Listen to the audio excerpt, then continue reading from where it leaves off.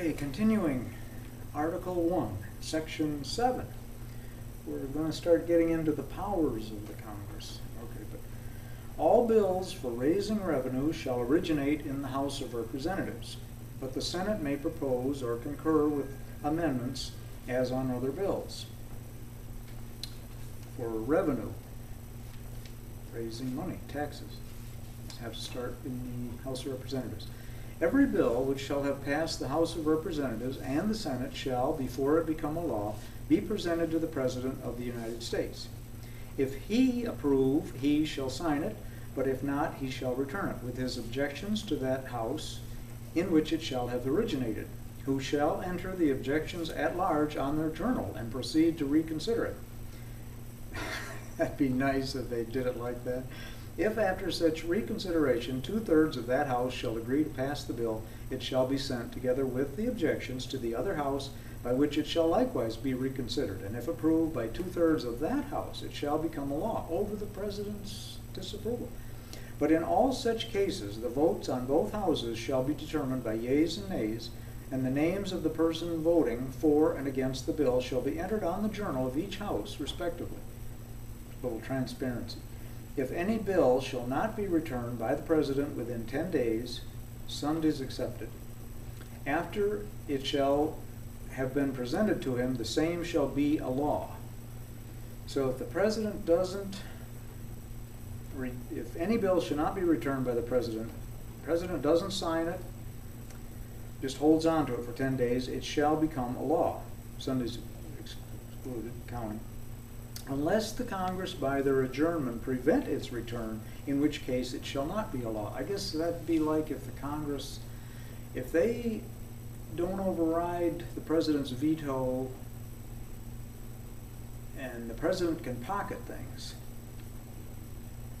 well, it becomes the law if he does,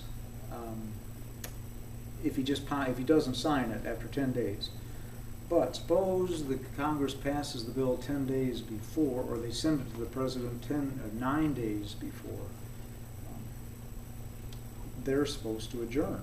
So they're not going to really get a chance. In that case, it shall, in like manner as if he had signed it, so if the bill shall not be returned within 10 days after it's been presented to the President, the same shall be a law, in like manner as if he had signed it, unless the Congress by their adjournment prevent its return.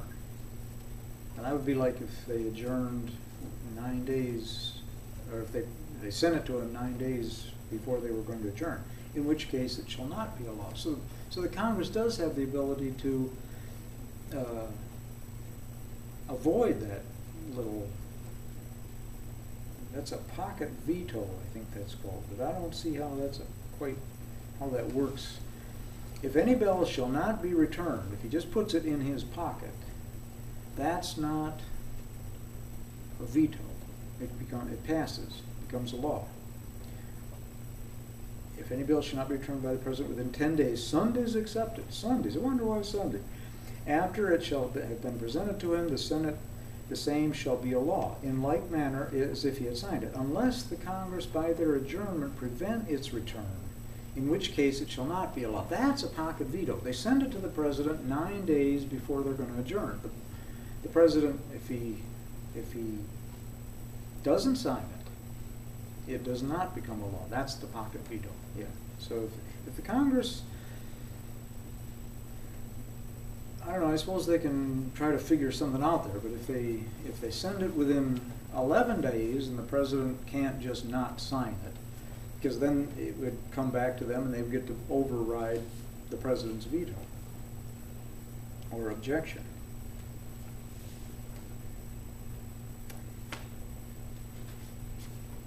Let's see if there's any more. Every order, resolution, or vote to which the concurrence of the Senate and House of Representatives may be necessary, except on a question of adjournment, shall be presented to the President of the United States, and before the same shall take effect, shall be approved by him, or being disapproved by him, shall be repassed by 2/3 of the Senate and House of Representatives, according to the rules and limitations prescribed in the case of the bill.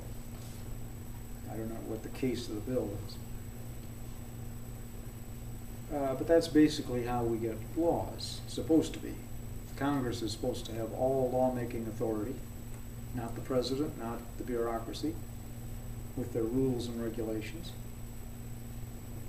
But this is how it's supposed to go. This is how law is how there is going to become federal United States law. Of course, there's state law, remember. There's always state law. But the federal law, this is how, and they were starting off with zero. I mean, this was it. The Constitution was the first federal law. It wasn't a law, it wasn't, you know, but it was the thing that started, and all the other laws came from it. I mean, Congress met, you know, in the next year, you know, once the Constitution was approved.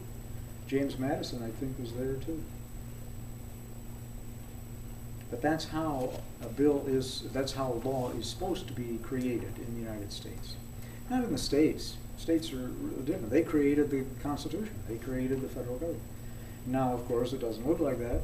It's just, you know, but that's the way it is. If the federal government were to disappear, and I don't, an earthquake or something, but the states would then take over, I would think. I mean, there would be a federal something, but there would be no, like if Congress were gone, there'd be no lawmaking authority. I suppose the president would try and take over. Suppose the president were gone. The judges take over? I don't know. I think just go back to the states. Somebody would issue a call to have another constitutional convention and recreate the United States of America. By then, I don't know. The federal government does an awful lot of bad. I mean,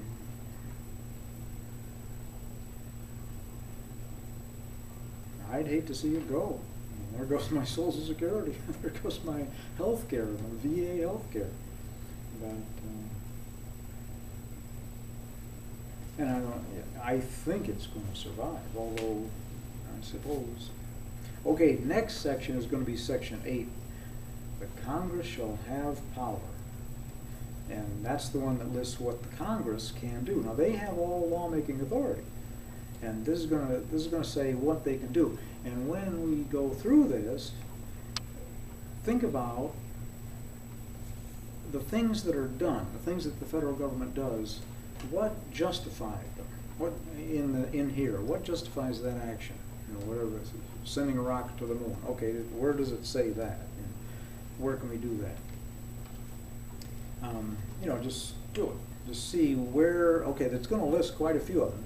Section 8 is the big one. Article 1, Section 8, I think goes up to 18 or maybe higher than that.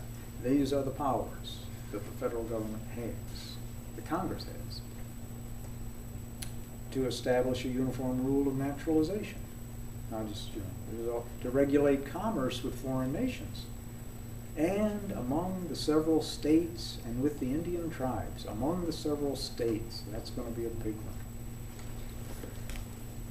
Okay, that's Article 1, Section 7. Thanks for watching.